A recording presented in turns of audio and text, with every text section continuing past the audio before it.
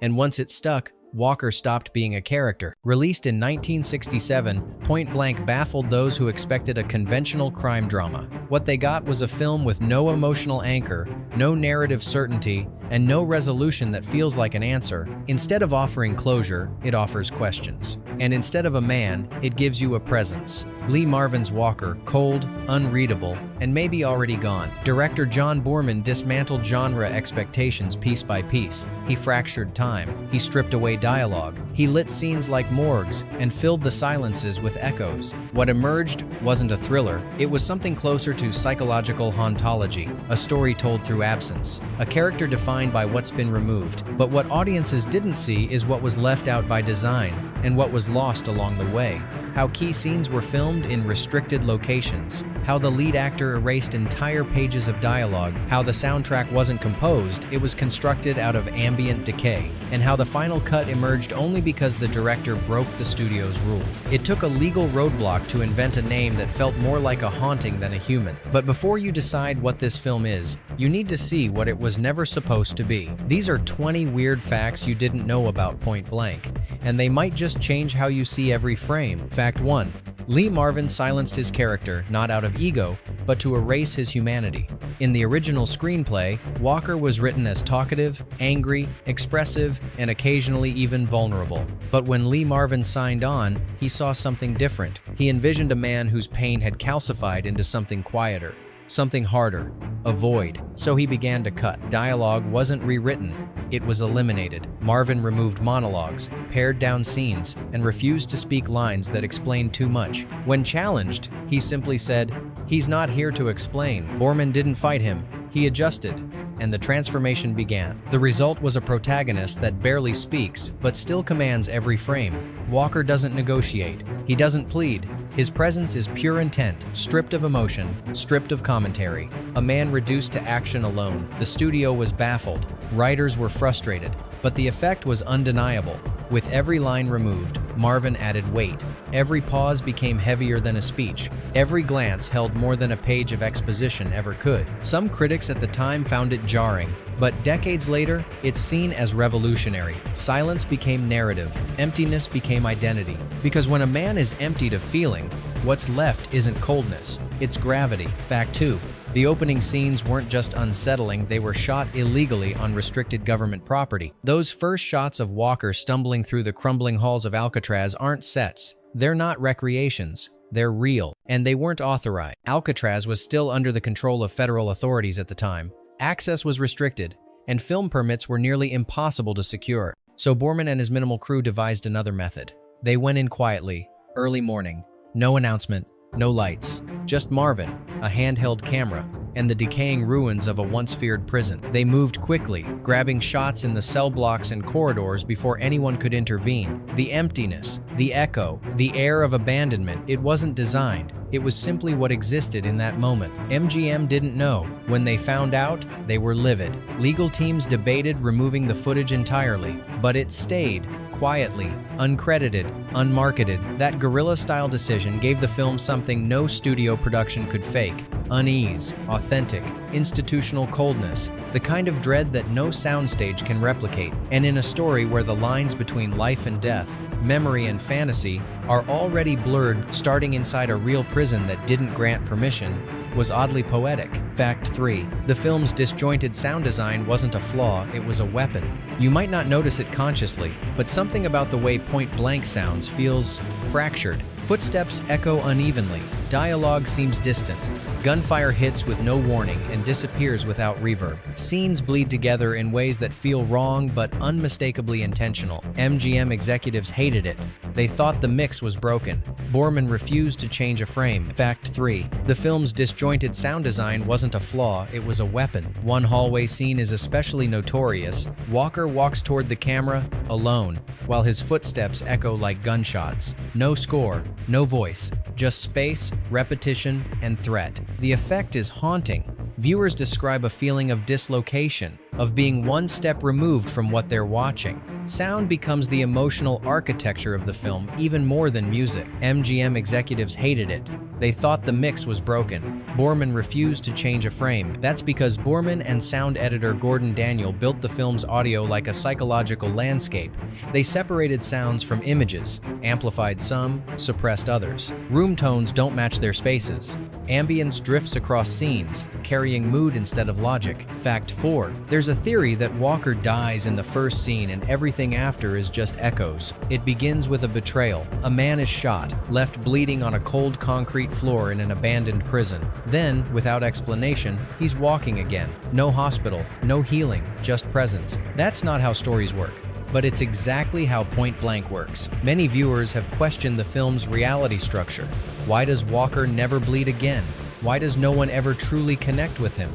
Why does time feel broken, repeating moments, reshuffling sequences? The theory is this: Walker dies at the start. Everything that follows is imagined, a purgatorial revenge loop created by a consciousness that refuses to let go. Not real vengeance, just the fantasy of unfinished business. Boorman has never confirmed it, but he hasn't dismissed it either. In interviews, he said, "I wanted the film to feel untethered, like the world was slightly out of sync. That world, cold, quiet, and artificial, fits the logic of a dying mind. It explains the non-linear structure, the lack of continuity, the way Walker seems invisible to some, unstoppable to others, the way nothing truly ends. If you accept this view, Point Blank ceases to be a crime film. It becomes a ghost story." The theory is this: Walker dies at the start.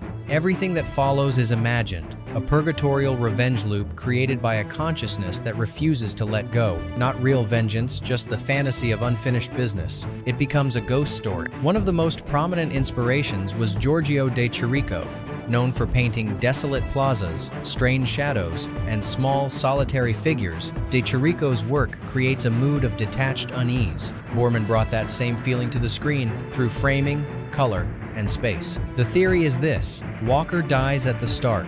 Everything that follows is imagined, a purgatorial revenge loop created by a consciousness that refuses to let go. Not real vengeance, just the fantasy of unfinished business. It becomes a ghost story. Even the camera seems to be observing him from a distance, never empathizing, never entering his world. What you see isn't noir, it's surrealism disguised as crime, a gallery of loneliness. Fact 6. Lee Marvin didn't have to imagine Walker's pain, he brought his own. Long before Point Blank, Marvin had served in World War II. He was shot, hospitalized, left with shrapnel embedded near his spine for the rest of his life. His limp in the film? That's not acting. It's history. He didn't talk much about the war, but it informed everything he did, especially in this film. A gallery of loneliness. Fact 6. Lee Marvin didn't have to imagine Walker's pain, he brought his own. Fact 6. Lee Marvin didn't have to imagine Walker's pain, he brought his own. He didn't talk much about the war, but it informed everything he did, especially in this film. He believed in silence, in stillness, in showing a man who has already lived through worse than anything the plot could throw at him, and that truth unspoken fills every frame. Fact 7. One pivotal location wasn't just eerie, it had a real history of death behind glass. There's a scene in Point Blank where Walker confronts one of the higher-ups in a sterile, windowless room divided by security glass. It's an emotionally dead space, muted, claustrophobic, almost too cold to be fictional. And it wasn't. That location was real, not a set, not dressed. It was a repurposed section of a decommissioned federal facility once used for last-stage legal processing. Prisoners awaiting execution would pass through those rooms, meeting with attorneys, signing final waivers, speaking their last words through thick panes of glass. The production team didn't know the full history at first. They chose the site for its brutal design, white walls, bolted furniture, reflective surfaces. But once the background surfaced, no one changed course. Boorman didn't flinch. In fact, he embraced the tension. When Marvin stood in that room, he didn't speak. He just stared. The shot lingers. No score. Just fluorescent buzz. Some say you can feel it, that the weight of what once happened there bleeds into the scene, that the silence isn't cinematic, it's structural, architectural, inescapable. It's rare that a film accidentally walks into real-world metaphor, but Point Blank didn't flinch when it did. It just let the walls speak. Fact 8. The studio didn't understand the film and tried to make it disappear. When MGM executives first watched the completed cut of Point Blank, they weren't just confused, they were alarmed. The film lacked conventional structure. The main character barely spoke, time seemed broken, motives were unclear. To them, it didn't feel like a thriller. It felt like sabotage. They called for edits, more clarity, more exposition. Marvin refused. Boorman refused. The film stayed as it was, but the price was silent. MGM didn't launch a full campaign. There were no major interviews, no television spots, no industry buzz, posters were vague, theatrical rollout was limited. Internally, it was treated like a misstep, an experiment best forgotten. But outside the studio's control, the film found life. In Europe, critics embraced its ambiguity. In universities, it became a case study in anti-structure. Filmmakers quietly passed it around, and slowly, its legend grew. Boorman once said, "They didn't kill it, they buried it." But sometimes, things grow in the dark. Point Blank wasn't made for 1967. It was made for the kind of audience that wouldn't arrive until years later. Fact 9. The name Walker was a last-minute change and became more iconic than the original. In Donald E. Westlake's novel, The Hunter, the central figure is named Parker, a brutal, methodical anti-hero. But when Boorman adapted the book, he didn't follow the narrative beat for beat. His version was colder, more abstract, more surreal. It was made for the kind of audience that wouldn't arrive until years later. That's how Parker became Walker. In Donald E. Westlake's novel, The Hunter, the central figure is named Parker, a brutal, methodical anti-hero. But when Boorman adapted the book, he didn't follow the narrative beat for beat. His version was colder, more abstract, more surreal. MGM didn't launch a full campaign. There were no major interviews, no television spots, no industry buzz, posters were vague, theatrical rollout was limited. Internally, it was treated like a misstep, an experiment best forgotten. Later adaptations returned to the name Parker, but none carried the same weight. None blurred the line between man and myth the way Point Blank did. In trying to avoid a lawsuit, they stumbled into something more powerful. They named him after what he does and left who he is, unanswered. Fact 10. Marvin deleted most of his lines, and what remained was more powerful than dialogue. Walker wasn't born silent. The original drafts gave him lines sharp, clipped, but undeniably human. There were confrontations, fragments of introspection, brief flashes of emotion. Lee Marvin erased nearly all of it. On set, he reviewed each scene and crossed out anything he felt the character wouldn't say. His reasoning was consistent. Walker is not here to connect. He's not seeking empathy. He's not here to explain. He's here to resolve. Boorman didn't fight back. He watched Marvin dismantle the role, turning it into something elemental, a presence instead of a personality. The absence of voice became the point. The silence wasn't emptiness, it was a message. Executives were unsettled. Test audiences were confused. But in retrospect, the decision became one of the film's defining strokes. Every withheld word tightened the tension. Every silence deepened the unease. Marvin once said in an interview, "You don't need to say anything when everyone already knows what you're there for." And that's what Walker became, not a man talking his way through vengeance, but one who has nothing left to say. Because the deeper the wound, the quieter it becomes. Fact 10. Marvin deleted most of his lines, and what remained was more powerful than dialogue. And that's what Walker became, not a man talking his way through vengeance, but one who has nothing left to say. Executives were unsettled. Test audiences were confused. But in retrospect, the decision became one of the film's defining strokes. Every withheld word tightened the tension. Every silence deepened the unease. He once said, "Trauma doesn't obey time. Why should the story?" Fact 10.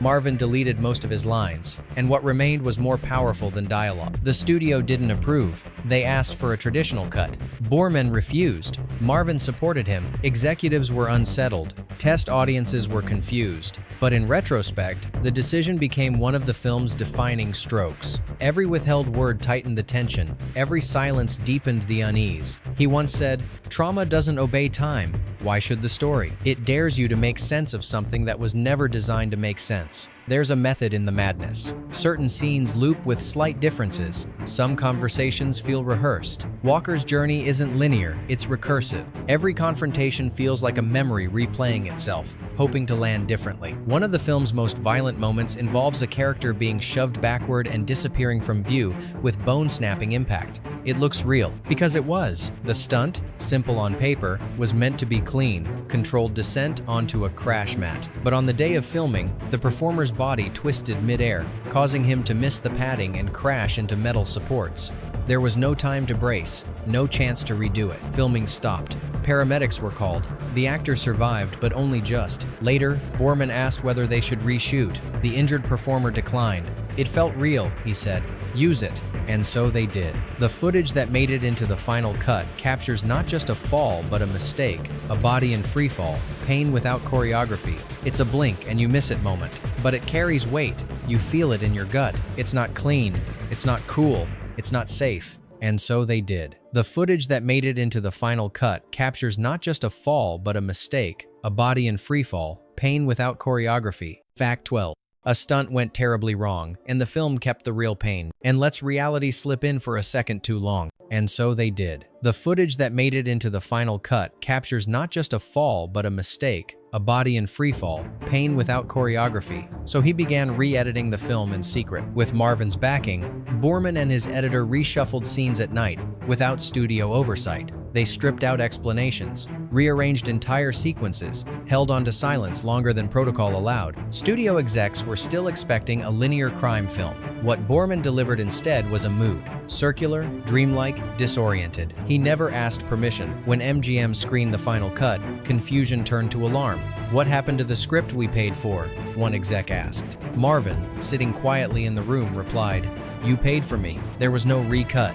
The studio gave up the fight, quietly, grudgingly, and the version we know today exists not because it was endorsed, but because no one could stop it. Fact 14. The composer abandoned the score and left the film half-finished in sound. Johnny Mandel was brought in to give Point Blank a musical backbone, jazz motifs, noir tension, traditional scaffolding. He began composing. Then, suddenly, he left. No farewell, no completed master. What happened? Accounts vary. Some blame creative differences. Others say Mandel walked after hearing how the film was being cut fragmented, experimental, without narrative continuity. His music, built for cohesion, no longer fit. Boorman improvised. Alongside sound designer Gordon Daniel, he stitched together a sonic world from leftover elements, broken cues, ambient field recordings, structural hums, elevators, footsteps, wind through vents. Instead of music, they built presence. The result was an aural disquiet, a constant tension that never resolves. Scenes don't swell with strings or cool jazz. They breathe with airless restraint. Mandel's unfinished work has never been released. No official soundtrack was issued. No full score recovered. But what was lost might have been a gift, because the silence Point Blank moves through is more haunting than any melody. Fact 15. Marvin wasn't just the lead, he may have directed more than people realize. Official credits list Boorman as the sole director, but stories from the set suggest something else. Marvin, already a Hollywood veteran, had a reputation for knowing exactly what worked on screen. During production, crew members noted that he didn't just take direction, he gave it. Blocking, lighting, even lens selection. In certain scenes, Boorman deferred entirely. One standout, the silent walk through a government corridor. No dialogue, no score, just a camera tracking Walker through institutional emptiness. The framing, the pace, even the timing of the footsteps rumored to be all Marvin. Boorman, to his credit, never denied it. "Lee had an instinct for space and silence," he said years later. "Sometimes it was better to let him lead. There was no ego in it." Marvin never claimed co-director status. He never sought credit, but those on set knew, and it shows. The stillness, the exactness, the way scenes breathe without exposition. They weren't just performed, they were composed. Fact 16. One subplot was erased because it hinted at real power structures the studio didn't want to name. Buried in early drafts of Point Blank is a narrative thread that never made it to the final cut. A series of quiet references to government contractors, intelligence connections, and high-level interference. It wasn't explicit, but it was enough. The story positioned Walker's enemies not just as criminals or corrupt businessmen, but as figures embedded in institutions that mirrored real Cold War-era organizations. The lines were subtle. Phrases like Pacific Council, references to undisclosed assets, whispers about federal cooperation. Then it disappeared. MGM executives flagged the language. Legal teams reviewed early cuts. Concerns were raised not just about lawsuits, but optics. This wasn't just fiction anymore. It risked landing too close to confidential partnerships the public didn't know existed. Boorman was pressured. Scenes were trimmed, dialogue revised, props replaced. The final film stripped away most of the implications, but faint fingerprints remain. a file glimpsed for half a second, a name partially obscured, a phrase that sounds coded. Even now, the film was never accused of anything, but it no longer had to be, because what was removed said more than what remained. Fact 17. Walker's gun never runs out, and that impossibility was entirely deliberate. Watch closely. Walker shoots, then shoots again. He never reloads, never checks his weapon, no spare magazines, no pauses, just continuous, mechanical precision. It's not realism, it's myth-building. Borman admitted that the choice was symbolic. You don't question whether the Grim Reaper has to reload, he once said. Walker isn't a soldier, he's inevitability. The gun isn't a weapon, it's ritual. By denying him human limitations, the film reshapes him. He isn't bound by cause and effect. He doesn't fear logistics. He arrives, executes, exits. It mirrors the structure of dreams or nightmares where action is abstract and uninterrupted, where rules bend to mood, and where symbols carry more weight than logic. Some viewers saw it as a continuity error, others as an oversight. But those who felt the discomfort without knowing why, they were the target. Because Walker isn't a man who reloads, he's a force that doesn't stop. Fact 18. A moment of physical violence became real, and the camera never looked away. There's a scene in Point Blank where Lynn lashes out, slapping Walker over and over in a surge of panic and sorrow. It's raw, too raw. You sense it the moment it begins. This isn't choreography, because it wasn't. Borman told Sharon Acker to let go, to keep striking until something shifted. Marvin, known for his stoicism, didn't react. He stood still, absorbed it, said nothing. What followed wasn't staged rage, it was emotional freefall. Each slap escalated, the tension cracked. At a certain point, it stopped being performance and became something else. Not violence, not catharsis, just pure, exposed unraveling. The take wasn't rehearsed, it wasn't repeated. What's in the film is what happened. When it ended, no one spoke. Marvin walked off set. Acker was shaking. Borman never cut the scene, because some moments on screen aren't constructed, they're captured. Fact 19. The film's colors weren't faded by time, they were drained on purpose. Because some moments on screen aren't constructed, they're captured. Borman and cinematographer Philip Lathrop intentionally flattened the color spectrum. They pushed blues and grays to the foreground. Skin tones were desaturated. Shadows weren't used for mystery, they were used to remove depth. Rooms were lit like hospital corridors. Offices looked like morgues. Every space Walker enters feels drained of warmth because that's exactly what Borman wanted. A visual world that reflects emotional death. To achieve it, they manipulated film stock with custom filters, used flat lighting, avoided soft lenses. Some shots were processed twice to reduce contrast. The result is visual entropy, not decay but stillness. Borman and cinematographer Philip Lathrop intentionally flattened the color spectrum. They pushed blues and grays to the foreground. Skin tones were desaturated. Shadows weren't used for mystery, they were used to remove depth. Rooms were lit like hospital corridors. Offices looked like morgues. Every space Walker enters feels drained of warmth because that's exactly what Borman wanted. A visual world that reflects emotional death. It's to show you what's missing. Fact 20. The final shot wasn't scripted, and its meaning still splits critics. The film ends not with bloodshed or triumph, but with Walker walking into fog. No payoff, no revenge, just distance, evaporation. And that wasn't the original plan. The script called for a final confrontation, guns drawn, lines spoken, closure delivered. But on set, Marvin pushed back. He wouldn't show up for this, he told Borman. So Borman made a different choice. He let Marvin walk away. No direction, no choreography, just motion. The fog rolled in naturally. The crew watched in silence. What they captured became the final image. No one speaks, no music swells. There's no catharsis, just vanishing. Borman never explained the choice directly. He only said, sometimes a story ends not with answers, but with the absence of them. Since then, critics have debated its meaning. Was it Walker's death? His freedom? His erasure? Or was it the film itself quietly disappearing before anyone could make sense of it? Bonus fact: some believe Walker was never alive to begin with, and the film is just the aftermath of what he left behind. It's a reading that's never been confirmed, but it doesn't need to be. In this interpretation, Walker isn't the protagonist, he's the consequence, a projection, a disturbance in the lives of those who betrayed him. He's not seeking retribution, he is retribution, not a man returned, but guilt personified. This theory reframes the entire film. Walker's detachment isn't trauma, it's absence. His silence isn't discipline, it's void. He doesn't behave like someone regaining control. He behaves like a phantom caught in the middle of someone else's reckoning. Every character he encounters breaks under the weight of his presence. They confess, collapse, vanish. He doesn't have to push. They unravel themselves. That's why no one ever uses his name, why his goals remain vague, why he seems unaffected by time or distance or injury. He's not remembering what happened. They are.